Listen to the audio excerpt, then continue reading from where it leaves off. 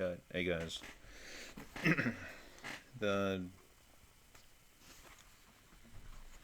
since the actual last recording of this, that it has been a bit that it's only that a lot more easier than I used to be, but it's all good though. And so hopping back into the book that the distance training revolution.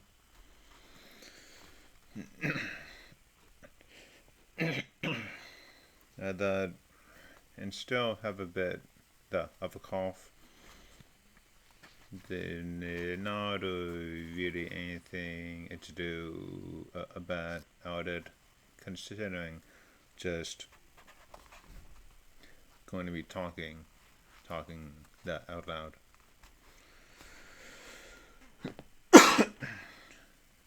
Good. Okay.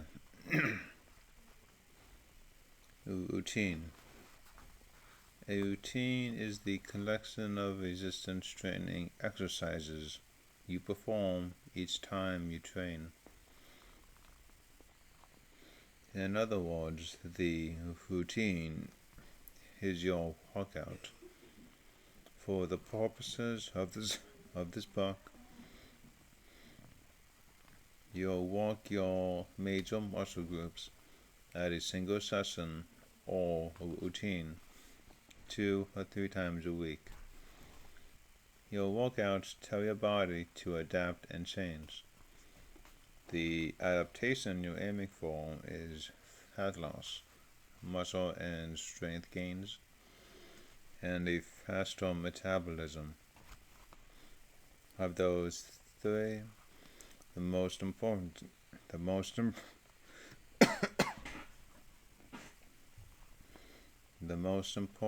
is a faster metabolism. If your metabolism is burning more calories at rest, that makes getting lean and staying lean much easier. Especially since we live in a land of hyperplenty, calorie-dense processed foods. The routines in this book are designed to speed up your metabolism so that you can create the body and the health profile you want.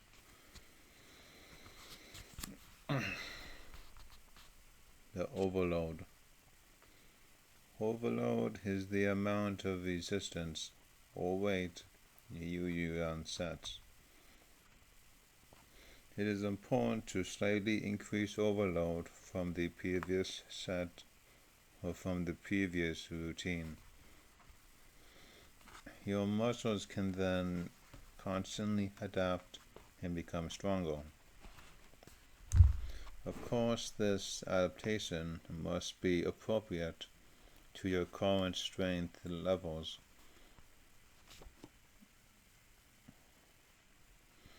Although it is desirable to be able to add a little more weight or reps each workout so as to overload your muscles. If you aren't yet strong enough to do so, then don't do it. At first, strength gains are linear, but over time, they happen at a slower pace and lessen in consistency. Just be patient and add weight or reps when appropriate. Although muscles respond to any resistance, they visibly respond best to heavy resistance. For background, your muscles are made up of 2 general categories of muscle fibers: Type 1 slow twitch and type 2 fast twitch. Slow twitch muscle fibers do well with cardio style activity. When you are running for long periods of time, for instance, it's your slow twitch muscle fibers that are affected the most. Fast twitch muscle fibers, however, do well with heavy type resistance work. The fast twitch fibers that have the greatest capacity for growth and strength. This is why long distance runners and cardio addicts have much less muscle in comparison to sprinters. Heavy resistance or overload is individual. What is heavy for one person may be light for another. It simply needs to feel heavy for you to be effective. Raw fitness truth number 4. Toned is a made-up word.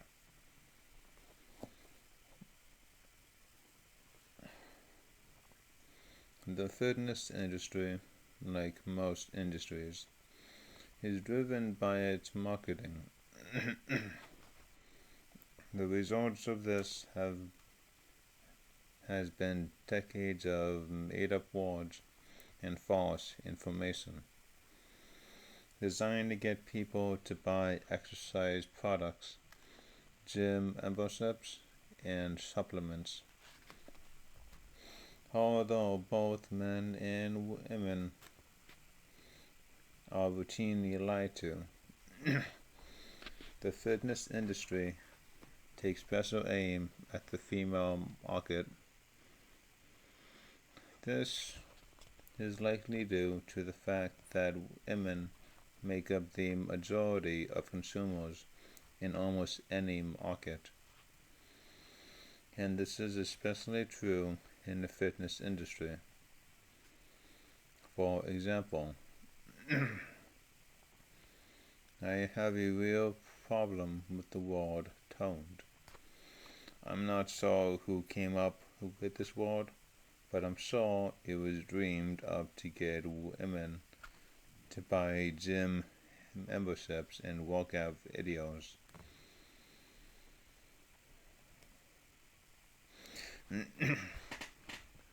The muscles don't tone. They either build or they shrink. As a muscle builds, it begins to feel harder. And it's this adaptation we typically refer to as toning. And nonetheless, if your goal is to get a toned body, your goal should be to build muscle. In other words, the best toning workouts are the best muscle building workouts. I cringe when I look at the fitness programs directed at women. All of them promise to sculpt and tone without building huge muscles. The workouts typically use light weights or bands, short ranges of motion to promote a muscle bone and very high reps. This approach is terrible for building muscle. If you want to efficiently build muscle and improve your physique, your best bet is to lift heavier resistance and avoid the ineffective workouts and products that are marked to women.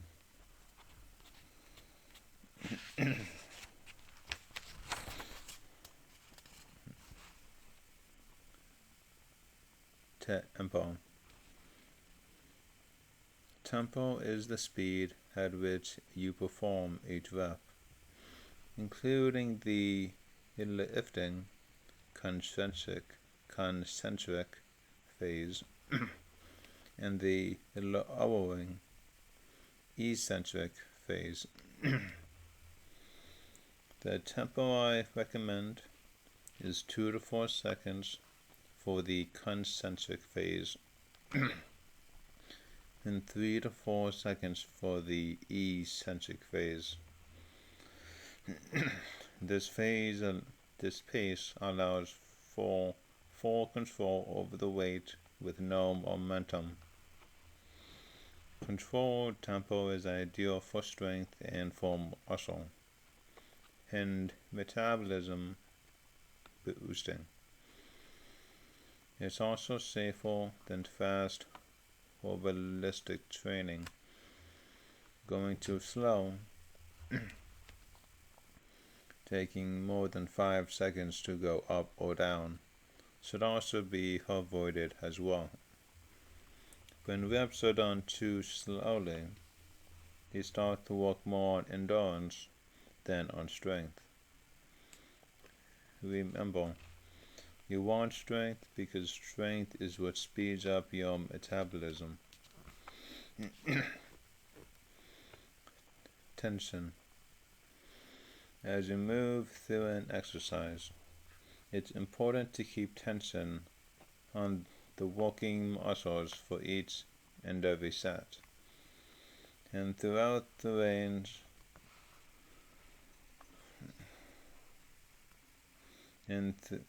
throughout the range of motion, this creates a very favorable environment for growth and tells your muscles to get stronger. Continuous tension means that you keep your muscles flexed even when your joints are fully extended. An example would be at the top of a squat when you are standing up straight. Rather than resting at the top, you should keep flexing the muscles to maintain tension.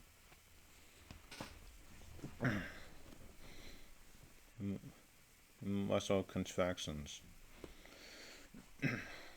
Heavy resistance training exercise can be broken down into 3 main parts: the concentric phase, the eccentric phase, and the isometric phase of the movement. Focusing on each type can score you many benefits, from muscular development to flexibility. Concentric. This phase happens when the muscle contracts or shortens, and is typically the lifting portion of the exercise. The simplest example of a concentric movement is the bicep curl, in which you bring a dumbbell up from hip height to shoulder height. As the dumbbell gets closer to your shoulder, the biceps muscle shortens and the tension of the muscle increases. The concentric portion of a movement helps you build strength. This movement is sometimes referred to as the positive phase.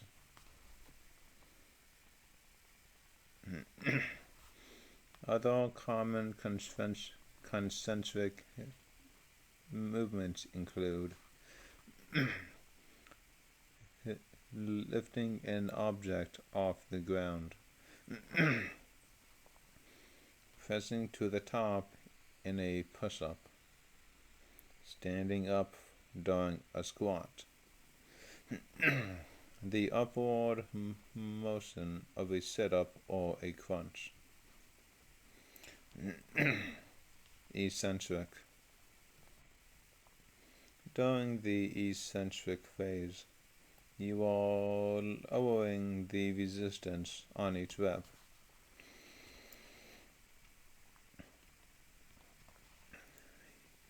Using the biceps curl example again,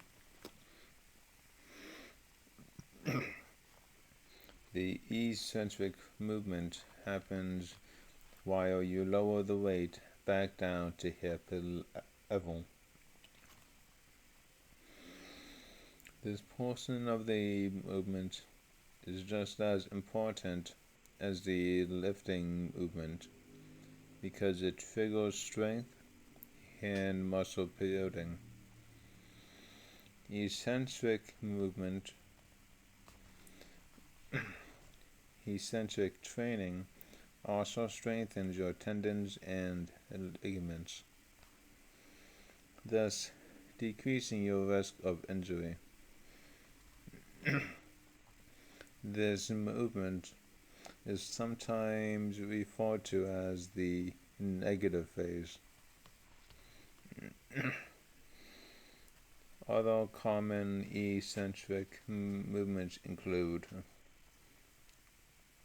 lowering yourself after putting your chin above the bar in a pull-up, squatting down during a squat, slowly rolling back down during a crunch. Isometric. During an isometric move, you're literally holding completely still but with tension. There is no lengthening or shortening of the muscle. Not all exercises will include an isometric portion, but you can add one or more moves. You can add one to most moves by pausing halfway through the exercise. Let's return to the biceps curl. You can apply isometric force by curling your bicep up to 90 degrees so that your forearm is parallel to the floor, and then holding the dumbbell or barbell there for around 5 seconds. That's isometric training.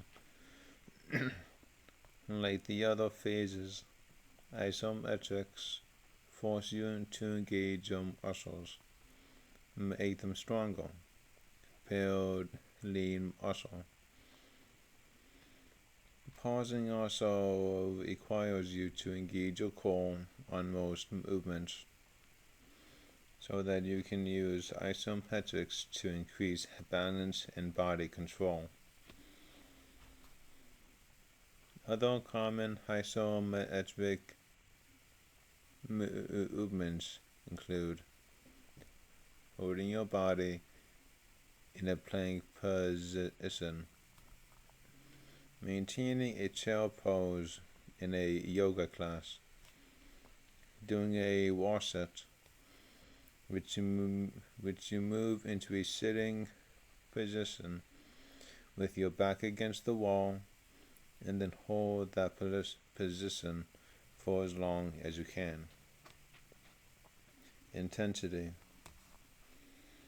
This term refers to how hard you work out and is typically based on the amount of resistance you use. No one disputes that a resistance training program must have a sufficient level of intensity to stimulate muscle growth. Unfortunately, intensity is also the most abused factor because people commonly assume that harder is better, and not true. To be fair, intensity is important when you are trying to get your body to change. Intensity, however, feeds into the attitude of all or nothing. You're probably familiar with this way of thinking, whether in your workout or in other parts of your life. In short, it's the inclination, it's the inclination to operate in extremes. Sometimes you're all in, pushing hard at 110% through your exercises because you binged the night before, or you're calling it quits before you're even in your workout clothes. Extreme measures either way will not make you progress any faster, and in fact may actually slow down your progress. So what is the right intensity? My advice is this: when in doubt, for better and longer lasting results, train at a low to moderate intensity rather than at a high intensity. In other words, there's no need to beat your muscles up. Using super heavy resistance in training to failure. Also, when you use a low to moderate intensity, you can work out more often. If you can, and develop a superior physique.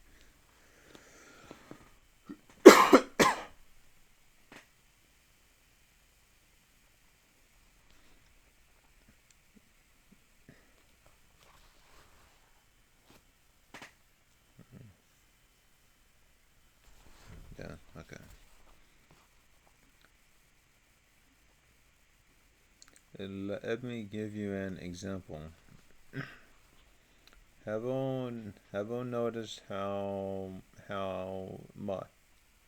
muscular a mechanic's forearms are, or the arms of a construction worker?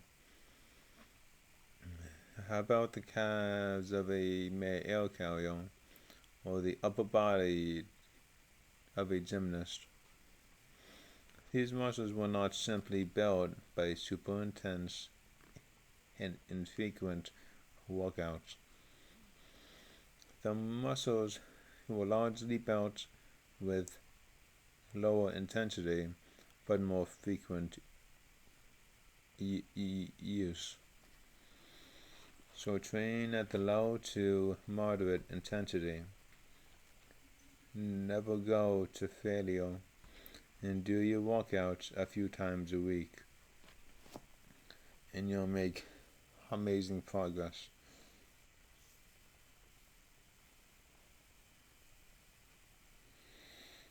The workouts in this book will help you apply the right intensity for the best results. Practice, don't work out. When you think of the word workout, what comes to mind? For most people, this term invokes images of sweating bodies, grunting and straining while lifting weights, or running or doing some other form of exercise with intensity. What if I told you that the most effective way to work out is to not place the focus on the no pain and no gain mantra? which is a myth, or the bone, or how much sweat dripped off your body. What if I told you that true, effective working out is all about perfecting the skills instead of trying to make yourself sore? Decades ago, uh, when gyms first started popping up in America, they looked very different from the gyms we know and love today. There were no machines at all. They had rings, parallel bars, barbells, and dumbbells. Most of them didn't even have weight racks or benches. It was a far cry from the air-conditioned palaces we see today. They sort of look different, but the difference in appearance pales in comparison to the difference in how people approach exercise. I'm not talking about exercise selection or routines either.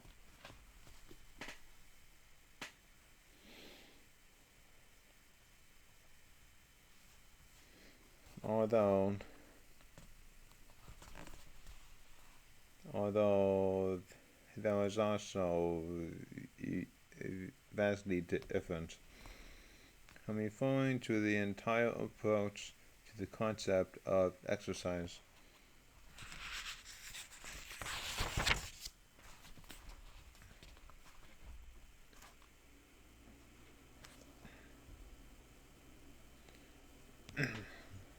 Okay, and so that's everything for today. And made some progress, but